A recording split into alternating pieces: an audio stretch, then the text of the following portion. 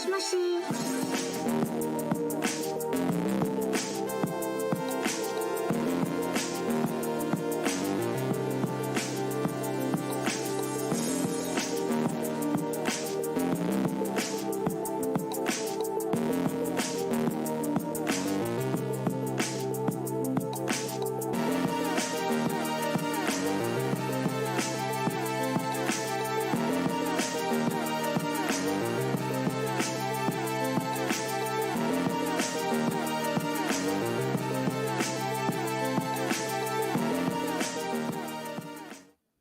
Welcome back for another episode of Phone It In right here on So Bros Network. Mine's right, ass is tight as we tackle episode 70 for you today. Spooky season rolls on. We got a special bonus episode for you this month. We are going to be talking about the life and times of Edgar Allan Poe, one of the great sad boys in literature's history. And to do so, of course, we've got the cryptid queen herself, Rooster, to talk with us. I'm Stoney Keeley, by the way. I didn't tell you guys. I'm Stoney Keeley. And Rooster's here too. Rooster, how you doing today? I'm good. How are you? I'm doing pretty well. I'm excited to talk about Edgar Allan Poe. One of my favorite writers. I have, I think, approximately 5 different versions of his completed works at somewhere in my office. Last year when we were carving pumpkins, I carved a raven into my pumpkin, inspired by Edgar Allan Poe, but nobody caught on that it was Edgar Allan Poe. Everybody said, "Why the fuck do you have a Baltimore Ravens pumpkin? You're a Titans fan." And I said, "Come on, guys. Come on. Really?" So I'm a big Poe fan, at least of his works, and of Absinthe. I tried Absinthe because of Edgar Allan Poe. Oh, it was the legal stuff. It wasn't the stuff not that he the was real. actually drinking. I think that stuff would put you in a home. But really excited to talk about Edgar Allan Poe on today's show. If you happen to be excited to talk about Edgar Allan Poe as well, please jump into the comments. We are streaming live on YouTube, Facebook, and Twitter, as we often do, at So Bros Network. Come join the conversation. Let us know what you think of the show in real time. We like to read your comments whenever we can, so hop in the chat. But let's get to it. Rooster, this was your suggestion, your topic that you came up with when we were thinking about themed episodes for spooky season. We've done werewolves. What was the reason for pivoting to Edgar Allan Poe? Well, I just had a running list of ideas. I think I probably put down Poe around the same time I put down Mary Shelley, and it just seemed appropriate. You know, that was a good episode too. The Mary Shelley episode. This is one of my favorite episodes. Well, she's cool, so that was pretty easy. Yeah. Do you have a particular Poe story or poem that sticks out to you that you're a fan of, or did you even like his work at all? I mean, I have a big collection that I've kind of been reading through. I feel like I would probably just go with The Telltale Heart. Yeah. I like the anxiety of it. Really resonates with me. Yeah. It's a very anxious story. Yeah.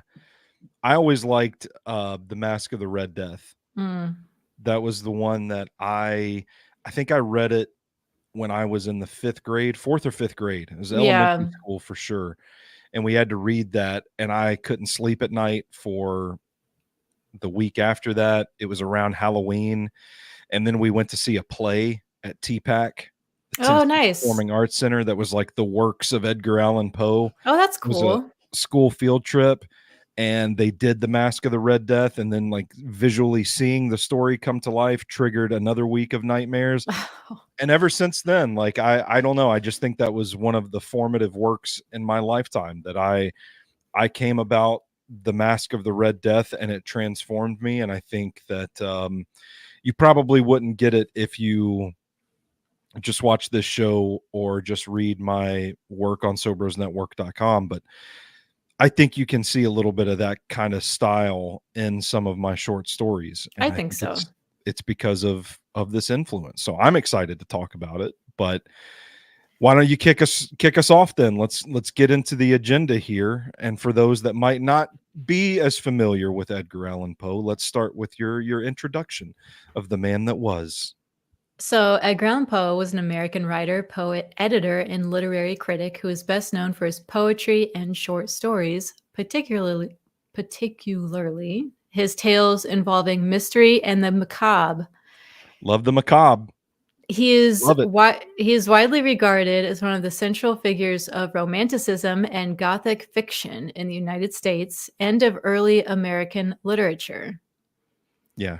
Poe is one of the country's first successful practitioners of the short story and is generally considered to be the inventor of the detective fiction genre, which is cool. See, and I wouldn't have thought about that. I wouldn't have like that's not the macabre. Yeah, the Gothic fiction. Yeah, I get it.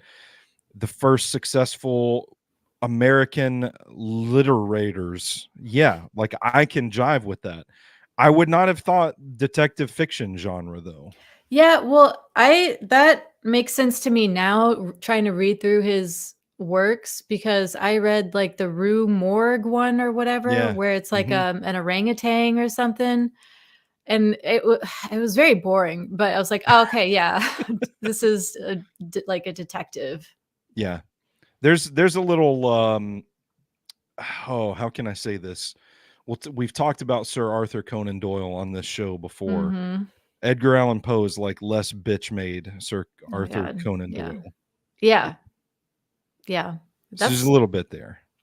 That's fair. Edgar Allan Poe is, like you said, a sad boy. He is. And Arthur Conan Doyle is just a little bitch. So a little dumb too. Yes. A little dumb.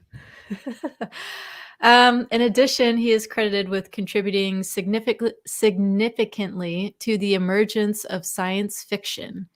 Can absolutely see that. Yeah. I don't really know how though. I mean, I could see it.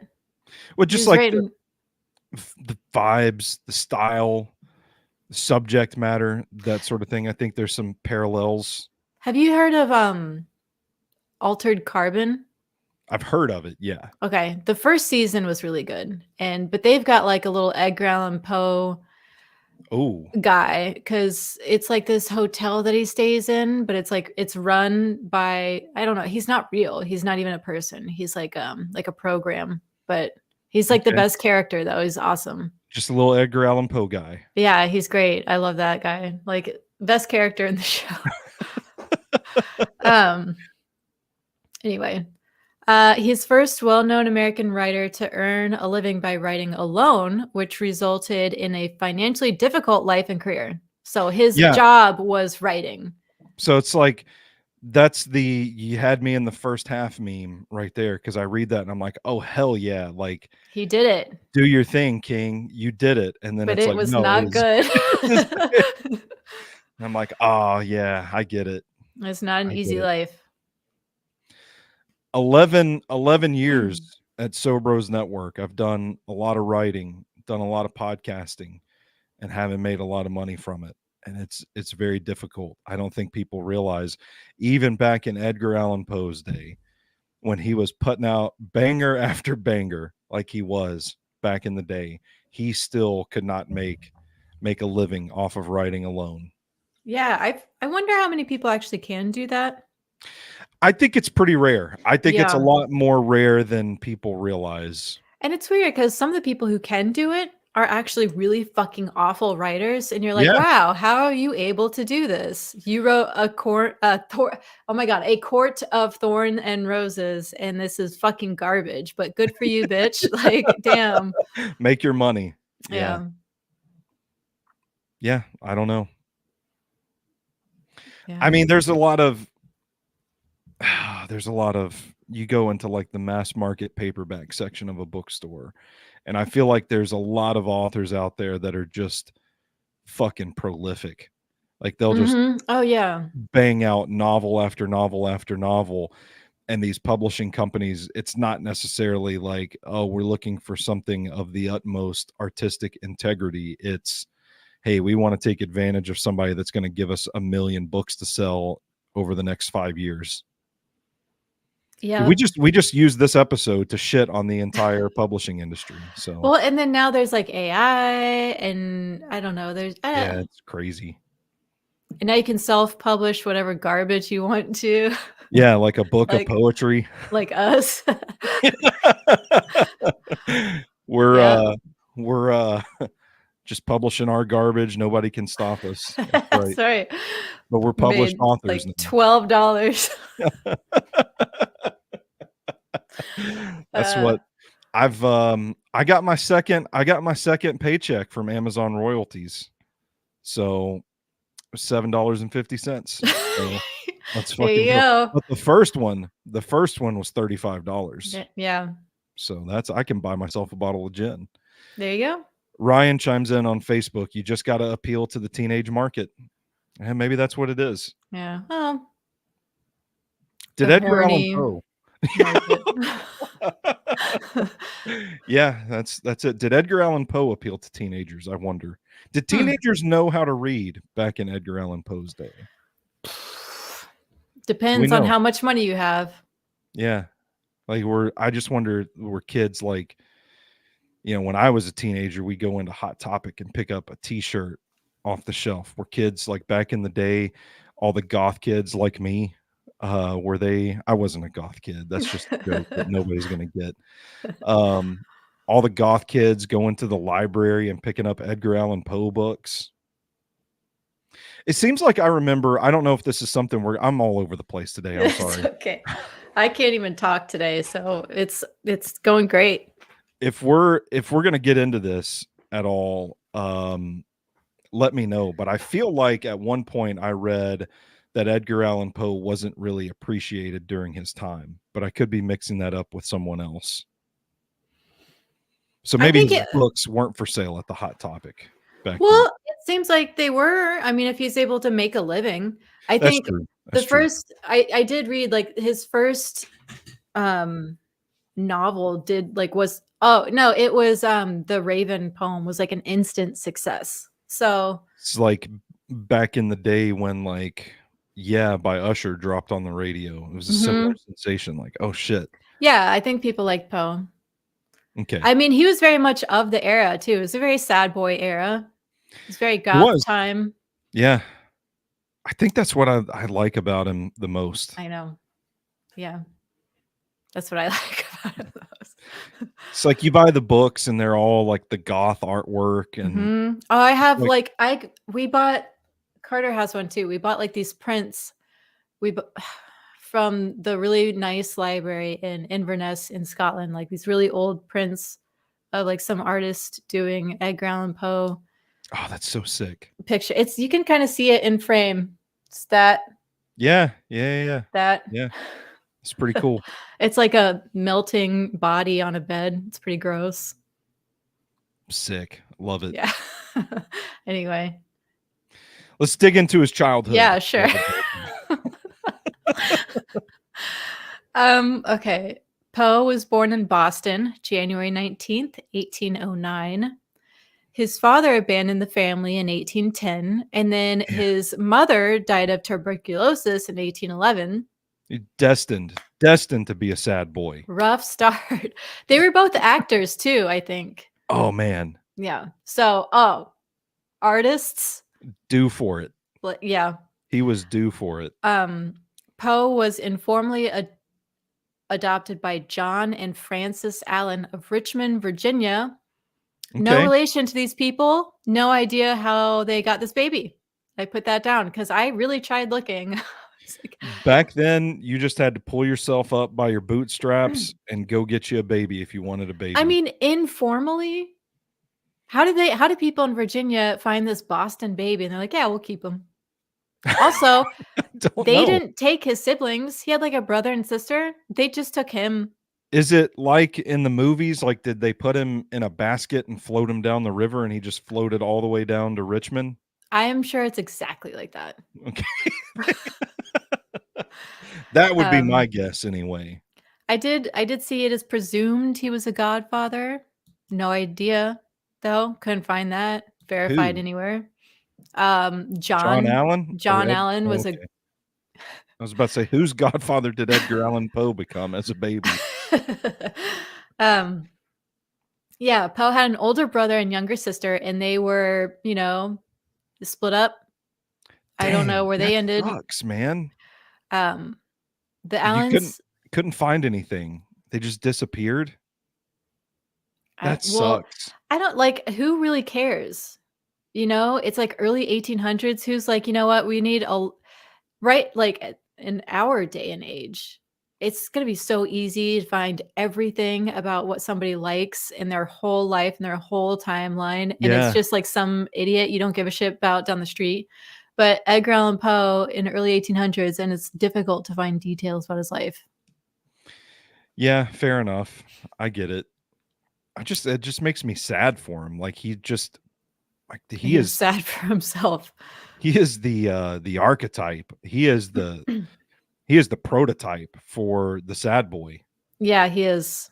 He's the blueprint. The blueprint. Yeah, that's what I'm Yeah. looking for. So the Allens didn't have any kids of their own, and Poe didn't really get along with John. John described him as quite miserable, sulky, and ill-tempered. I mean, Yeah, well, you know what? That's the mold. That's the blueprint, yeah. John. I hate to break it to you, you adopted a sad boy.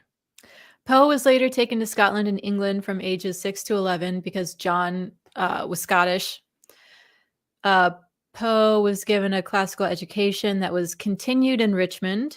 For 11 months in 1826, he attended the University of Virginia, but Poe just racked up gambling debts. Damn. And John refused to give him more money, which Sure, fair. that clears. Yeah.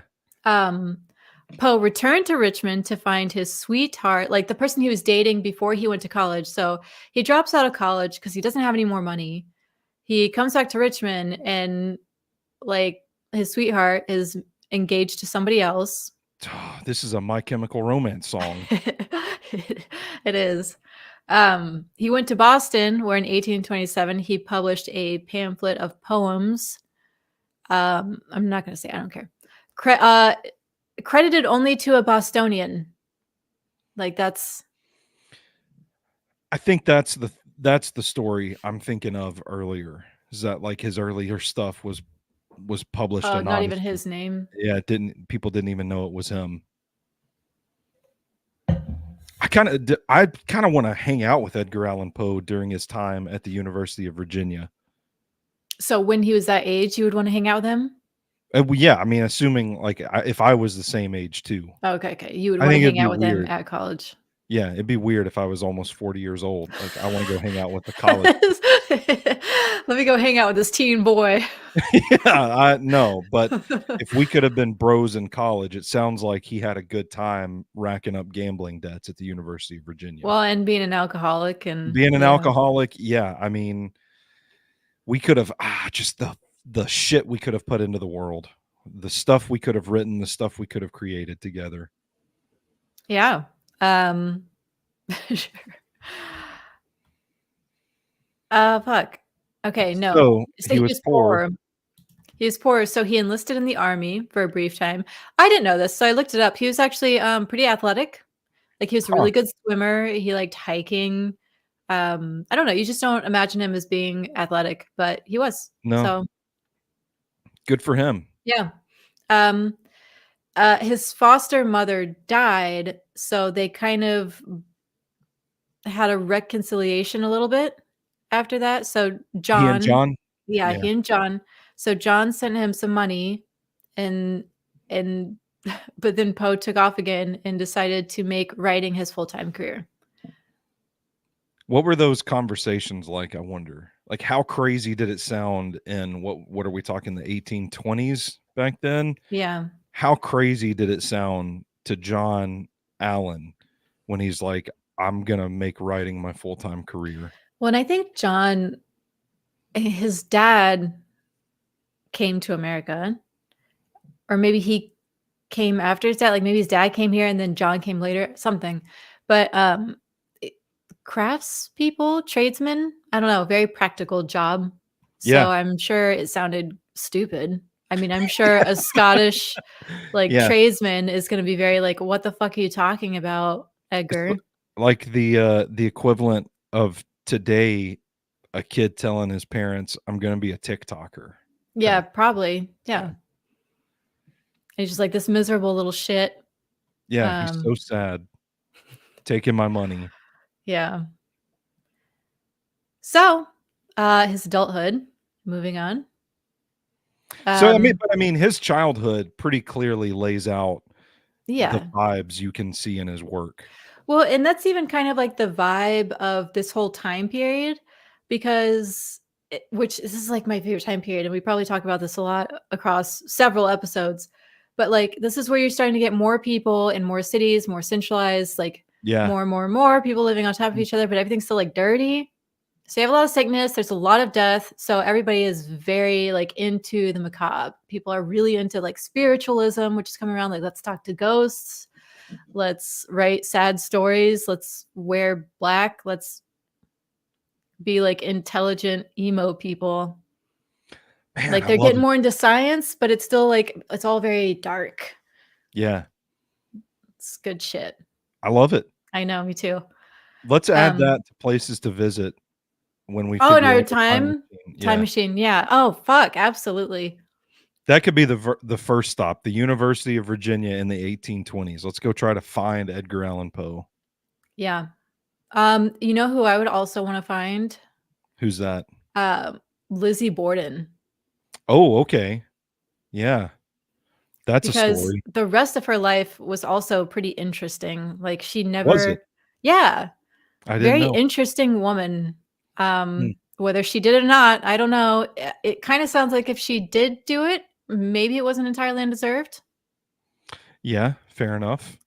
So add it to the list. Or time travel. Yeah, I should. I thought you meant phone in list. Yeah, well, I'll add it to the time that too. Dodge City, Kansas. Edgar Allan Poe, Lizzie Borden. Medieval times. Medieval times, yeah. Cool. So we've made it to Baltimore. Mm-hmm.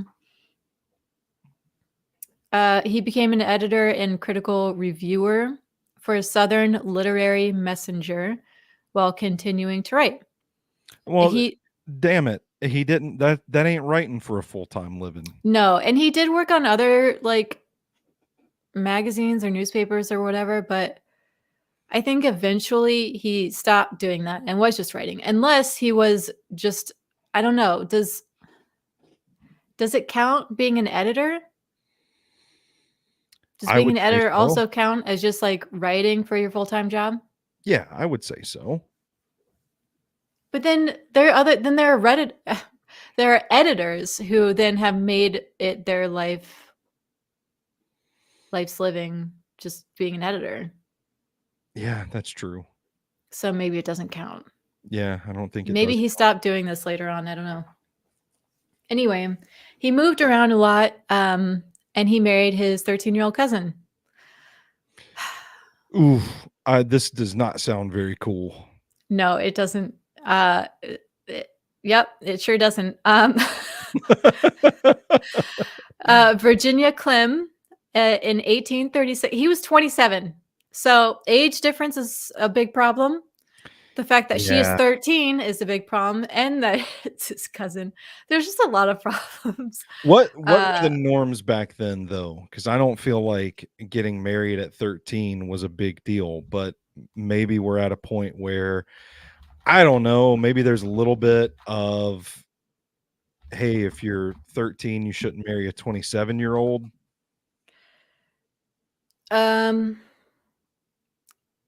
22 for women and 26 for men. So yeah, no, that's creepy.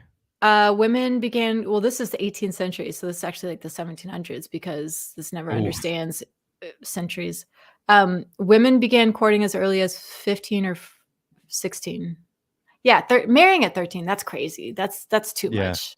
Well, and Ryan asks, are you still trying to hang out with a weirdo, Stoney? No, he's still trying to hang out with this teenage boys. I can't hang out. I can't be associated with that shit. You're on your own, Edgar. Yeah. How do you even talk to a 13-year-old when you're 27? No idea. No idea. Jesus. Um, Biographers disagree as to the nature of the couple's relationship. Though their marriage was loving, some biographers suggest they viewed one another more like a brother and sister.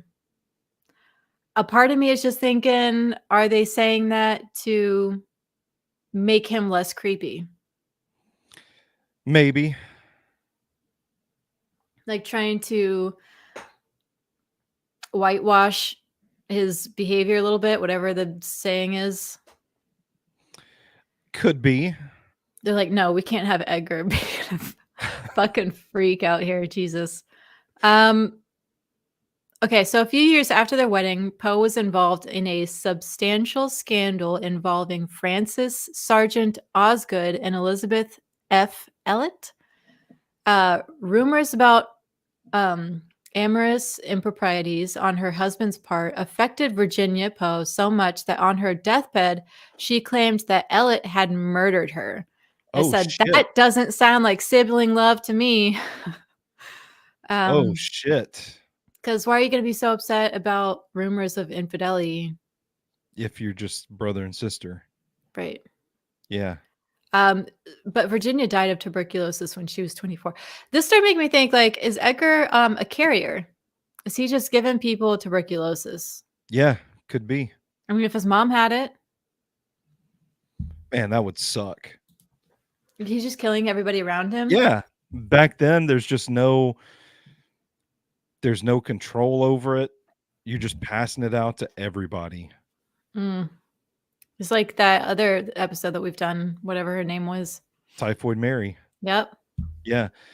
I just wonder. Typhoid Edgar. Tuberculosis Edgar. Have we looked at the body count, the potential body count for Edgar Allan Poe? Like how many people in his circle died of tuberculosis? Yeah, we need to look into this. I'm with you though. Virginia being a little upset about claiming murder over this impropriety. It doesn't sound like we're just brother and sister. We don't really care about each other that way. Ideal. I love the name Virginia. How come we don't hear that name very often? That's an awesome name. I don't know. It is an awesome name. Okay, so the scandal. I wrote down the scandal. I was going to ask, like, are we actually going to get into what the scandal was, or are we just going to assume that people are fucking that shouldn't be fucking? No, I looked it up because I was like, well, this is way more interesting than like what he wrote and when. So Poe was a harsh critic, and my writing is really good. Yeah, I can't understand this. You're on your own trying to decipher this note. Poe was a harsh critic, and he was somewhere giving a lecture. You know, he's just giving a lecture about people sucking and why they're shit. I like that. That's what I remember. So that's what we're going with. I like that. Osgood was a poet, and he said she had a rosy future in literature. I think she was there listening to the lecture. And I think who is she in this situation? Osgood. So Osgood is Frances Osgood. So Frances Osgood is a poet who's listening to his lecture. And after he's criticizing everybody, he says to her that she has a rosy future in literature. Okay. Which that's a line. He's coming on to her. That's a come on for sure. Like you just got done talking about how everybody sucks, and you're like, you know what? You have a rosy future, Frances. Yeah, that's Riz, as they say. There you go. So they'd flirt. He owned a third of the Broadway Journal, so he would print her poems. Oh, this motherfucker. I know. Yep. He occasionally wrote flirty poems under his own pseudonym, like A Valentine, which is a poem/riddle that conceals Osgood's name. So like it's like her name spelled out in this. And yeah, so okay, yeah. I wrote this note because a lot of people thought this was platonic. Like biographers think this was perhaps a platonic relationship, that there was nothing actually romantic between them, that Virginia was fine with the relationship. She thought Francis was a good influence on Poe because he wasn't drinking so much to like impress her. And Because he like, was this in is, love. yeah, I was like, this is not platonic. This is fucking not platonic. He wrote a riddle poem with her fucking Yeah. name. He's Yeah. helping her out all the time. They're always flirting. He's not drinking. Like, no. But you know what? That's still good because it means he's not in love with his 13-year-old bride. That's the first question I would ask him if I ever got to meet him. Be like, what the fuck was going on? Do I need to kill you again? Like, what the fuck was going on with Virginia here? What Yeah. are you on? What are you on, Edgar? So Osgood would like come to their home, they'd hang out, Virginia liked her, blah blah blah. Then fellow poet Elizabeth F. Elliot, whose affection Poe had scorned, because the bitches love Poe. The bitches love Poe. Like, this is a running theme in his life. He gets a lot of ladies, which is good for him. Well, listen, women love a poet. He's athletic. He's a poet. He's a sad boy. A sad boy, like pretty stylish too, from the pictures I can see. So yeah, and not as weird as people make him out to look. Yeah, you know, like he's kind of cute. Yeah, I actually, looking at pictures, like, okay, he's not like I don't know. You just get this imprint in your head of the stupid cartoon with like giant fucking head, really weird sunken eyes, but he's not that bad. Yeah. Where does he rank compared to Rasputin? Oh my god. Okay, I gotta pull. We need the tiebreaker there. Another callback for another old episode. Oh no, Edgar could get it for sure. All right, there we go. He's kind of like, he's got a little bit of swag, you know? He is a little swaggy. Like if you look at pictures, he's a little like, he's got a he's got like kind of a little lean. Yeah, there's some there's a little cockiness to his vibe. And he's got that mustache. I mean, he's the shit and he knows he's the shit. All right, so Elizabeth F. Elliot, whose affection Poe had scorned, spread rumors about Poe and Osgood's friendship. Even so she's stirring it up.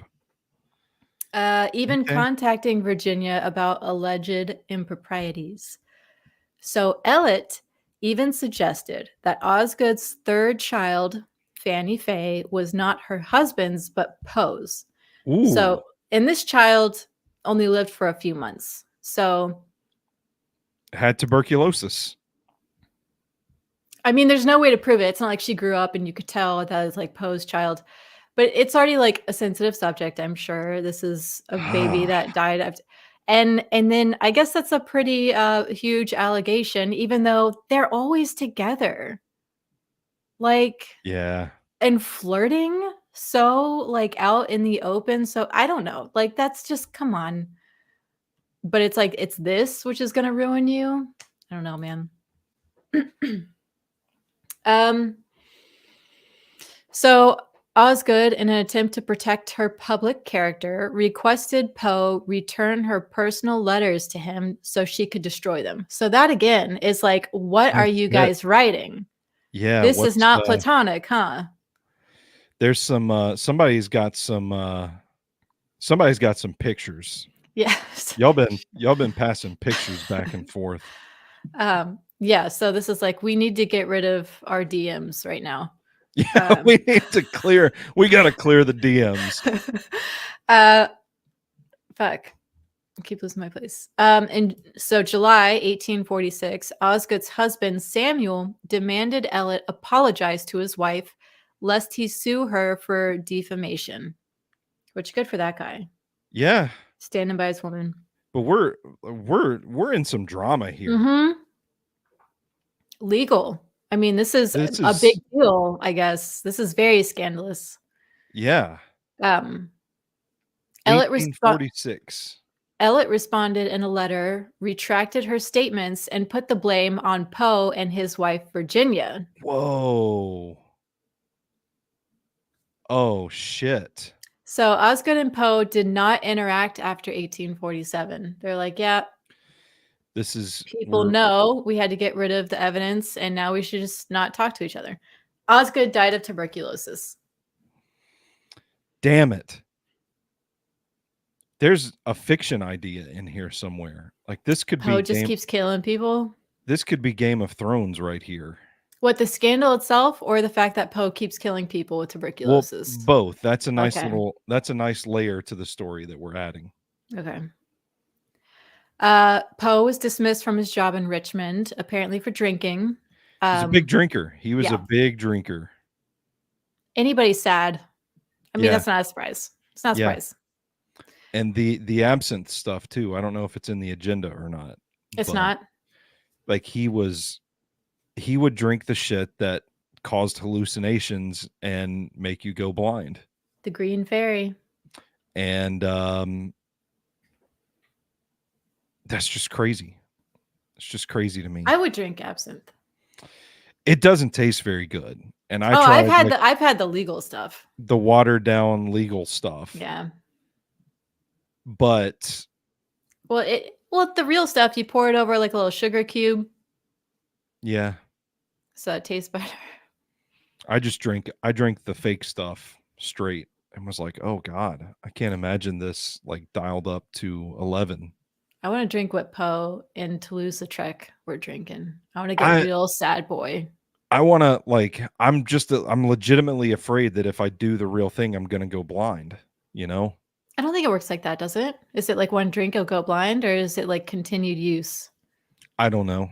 Okay. I have no idea. I haven't looked up absinthe since I was a child.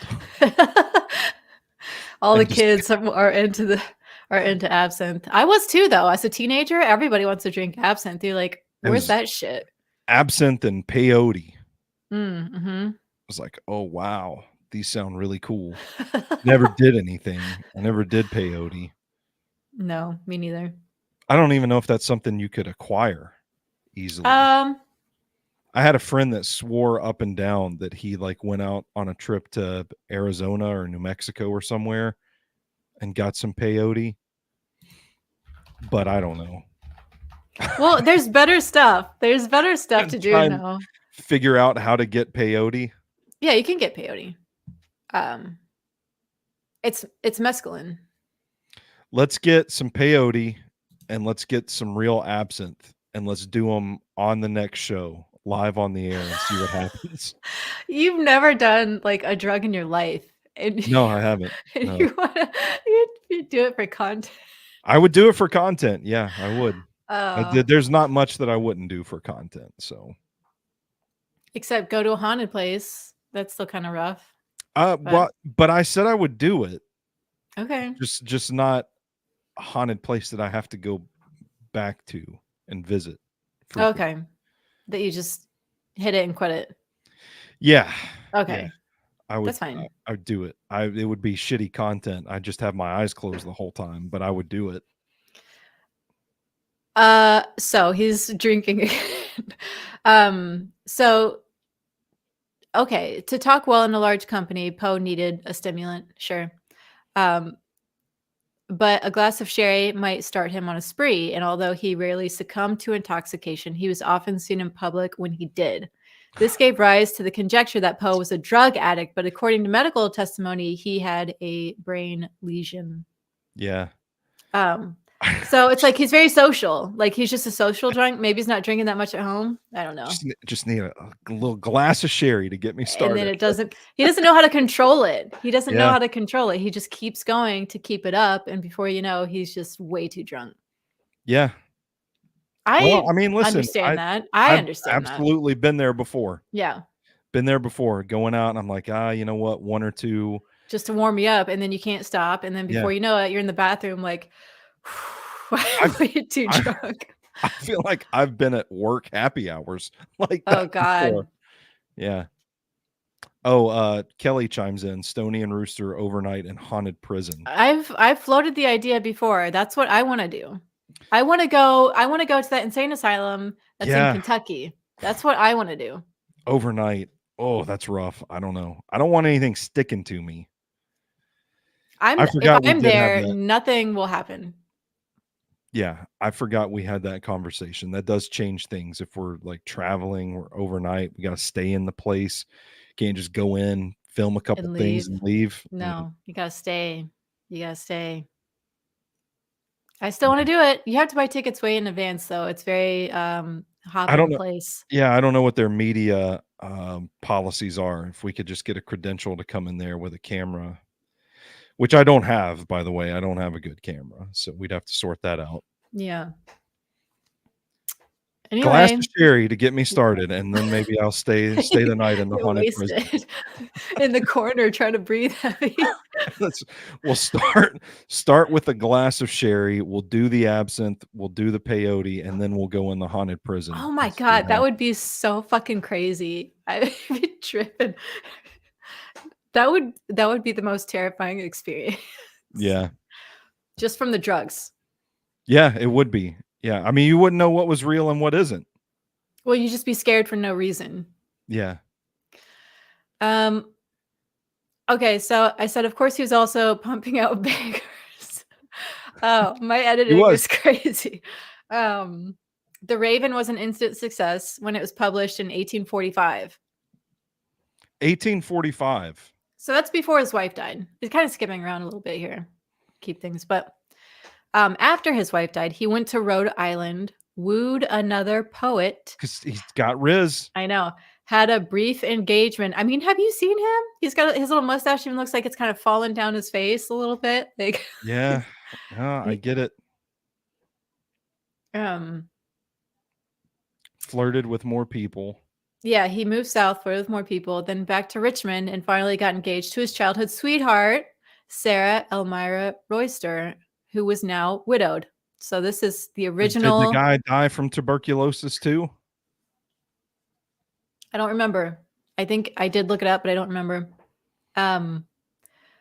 Poe had some forebodings of death when he left Richmond for Baltimore late in September. I wonder if he always did, though. Like, that's me. I'm leaving the house. I'm like, I guess if I come back, we'll see.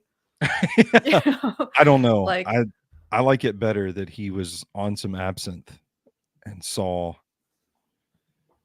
what was going to happen to him. No, it feels like a miserable little shit. It's just like, yeah, I mean, if I ever come back. I think about it too. Yeah, I'm the same way. It's not like a foreboding if I'm just like, oh man, like what would happen right now if this car in front of me just swerved into my lane? Mm-hmm. Like, oh, this could be my last car ride ever. Yeah. We're healthy individuals. I don't have anxiety. I don't know what you're talking about. No, that's what normal people think about for sure. Yeah. I was like the other day, like I tell my wife, I'm like, these are all the money. These are all the places where I have my money in case I die. Mm-hmm. Or it's like, I'm like, oh, here's my new life insurance policy. Here's what you get if I die. And here's what happens if I'm accidentally dismembered. Yep.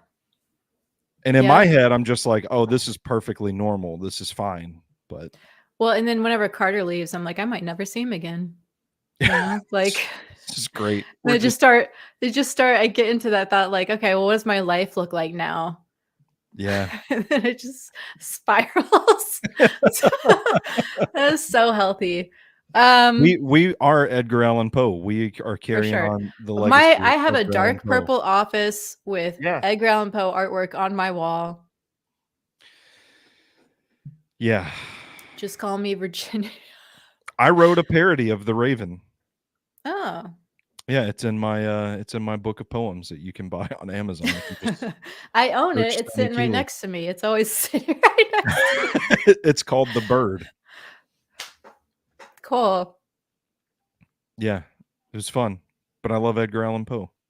Except for the 13-year-old part. That's you're giving me the ick, Edgar. But maybe they were just sibling love. Maybe they were just siblings, yeah. All right. I don't know. Yeah. But he did die. He did. He died. When he was in Baltimore. Yeah, he sure did. He died. What? What? No. Although whether from drinking, heart failure, or other causes is still uncertain. Are they still trying to figure that out to this day? We can let that go, guys. It's fine. They still got his body. They're still looking into it. No. Yeah. It is a mystery, though. So, his death. In June 1849, Poe embarked on a speaking tour to raise funds for a literary magazine he hoped to publish. On September 27th, Poe was supposed to board a ferry from Richmond, Virginia to Baltimore, Maryland, and then on to New York. I need a sip of water. All right. The night before the ferry trip, he visited a doctor in Richmond for a fever. About the next few days, very little is known for certain. Poe arrived in Baltimore on September 28th, but he didn't go on to New York. He turned up in a tavern in Baltimore on October 3rd. He was in bad shape, nearly unresponsive in what onlookers assumed was an alcoholic stupor. Are you ready? Yeah, I was just enjoying it.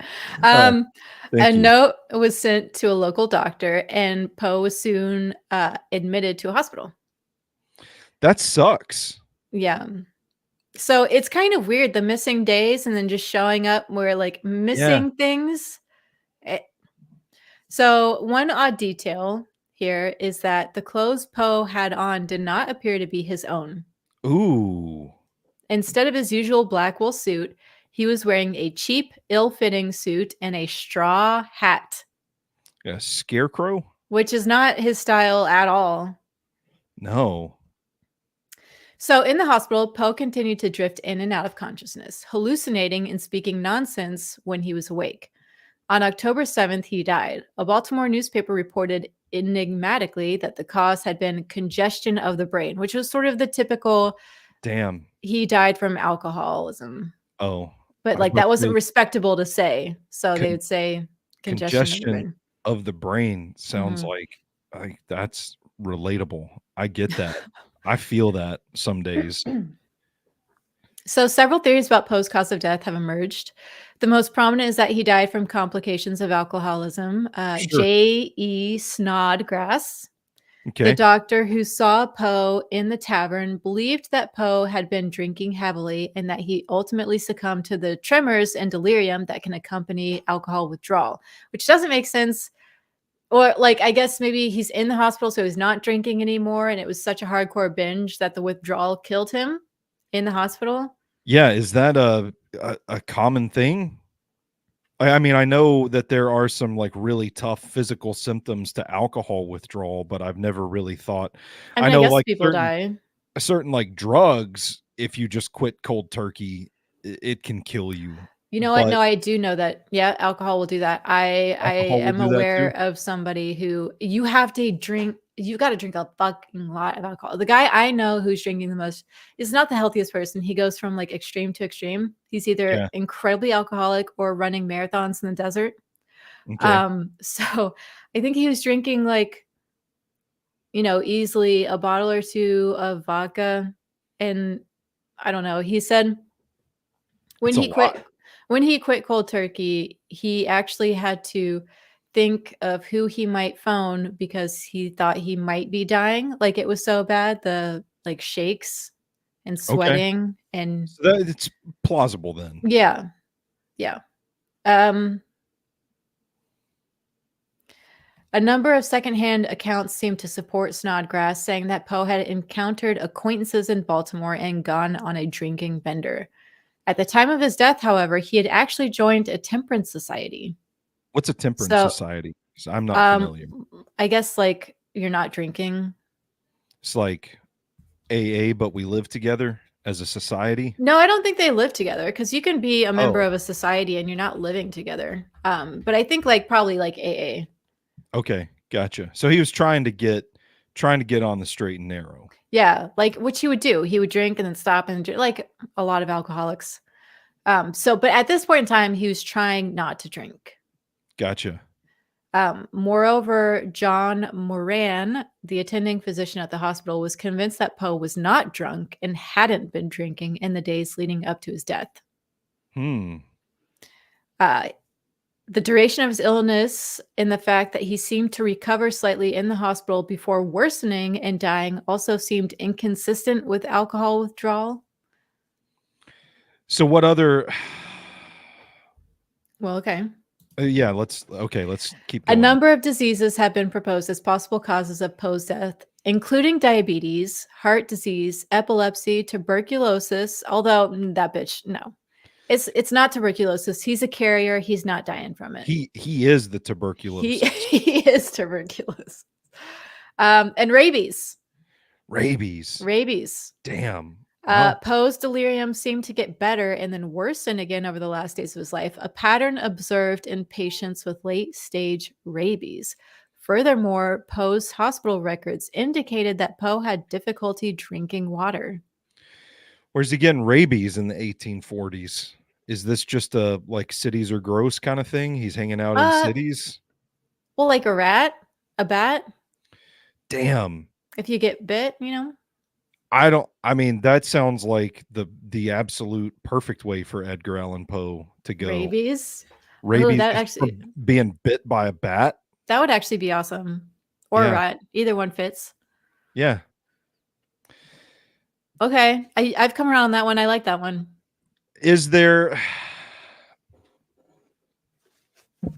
I don't know. We're butting up on an hour at this point. I don't want to go down a rabbit hole, but I'm curious because sometimes like these figures in history take on a sort of mythical status, and given the nature of his work, I haven't seen anything myself, but I'm surprised there's not some like crazy conspiracy theories about his death and really entire existence. You know what I'm saying? Like some Benjamin Franklin, like something worse, Bacon shit. Yeah. I mean, that's a good point. I think people just kind of made a deal with the devil. I think people just kind of accepted that it was alcoholism. Well, I mean, I mean, come on.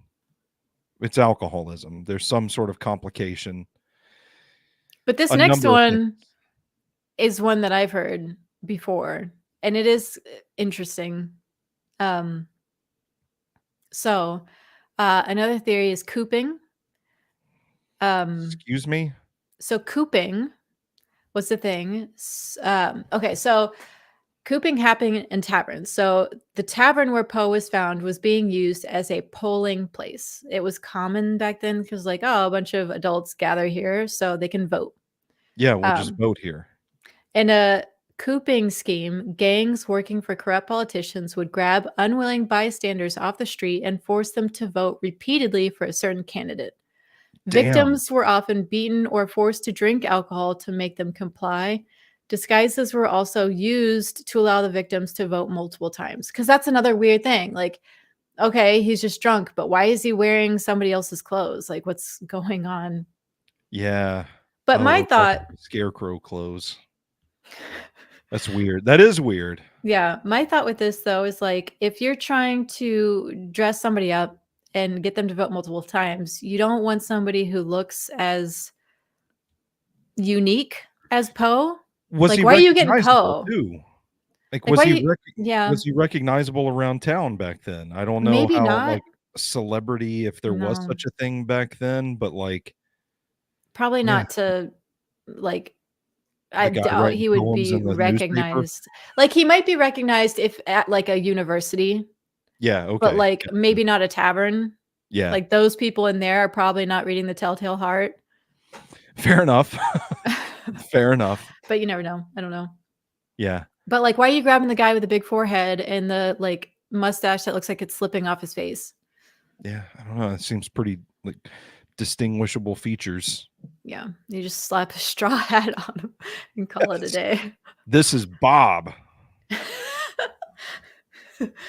Yeah, I don't know. But yeah, it is kind of surprising there's not bigger... I mean, maybe there are. There's a lot of Poe stories out there. Maybe there's some conspiracy theories.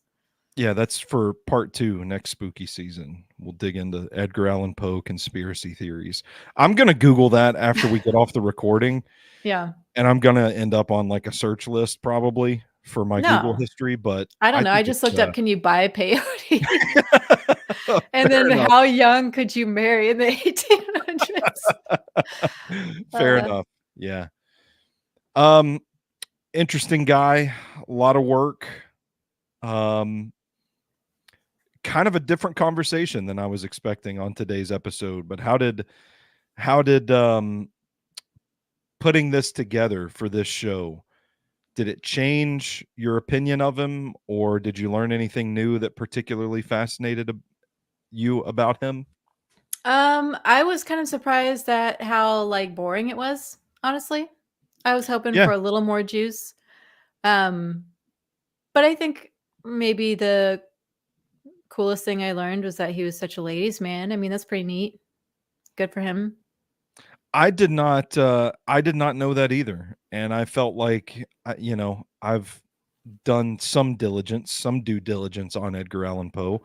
Did not realize that he had game like that. So it's pretty fascinating. I think the Yeah. common perception of him is moody, sad boy that writes creepy poetry. But like no kids. That's kind of interesting. Yeah. Well, that's what I'm saying. Like, was Benjamin Franklin Sir Francis Bacon? Was Edgar Allan Poe actually a human? Oh, he is tuberculosis. He is tuberculosis. Yeah, I don't know. Oh, what if you wrote a short story where Edgar Allan Poe is just like the embodiment of an illness, like the fucking Mask of the Red Death? Yeah. What if he is the Mask of the Red Death and it's tuberculosis? Oh, fuck. That's good. That's good. There's something to chew on there. Yeah, a little bit. Yeah. Well, that's all I have for this week's episode. We will be getting together again on Monday. Like I said, a bonus episode. We've got 3 for spooky season this year. If you haven't caught up with it, go check out our episode on werewolves from a couple of weeks ago. And then we are bringing back the annual spooky season tradition, creepy Reddit stories. And we'll be live on Monday. Back to our usual time. Had a scheduling conflict this week that had to bump us to Tuesday. But we'll be back on Monday to talk about it. Rooster, any parting shots before we get on out of here today? Nope. All right. Well, I am at Stoney Keeley on Twitter and at Stoney Keeley 615 on Instagram, at Sobros Network everywhere else. And Rooster, where can people find you online? At Rooster_Chase on Twitter and Instagram. There you go. Rate, review, subscribe to Phone It In wherever you take in your podcast. We ain't too hard to find out in these internet streets. All of our work's up at SobrosNetwork.com. Go check us out there. For the Cryptid Queen Rooster, I am Big Natural Stoney Keeley. And until next time, you stay classy, phoners. Bye.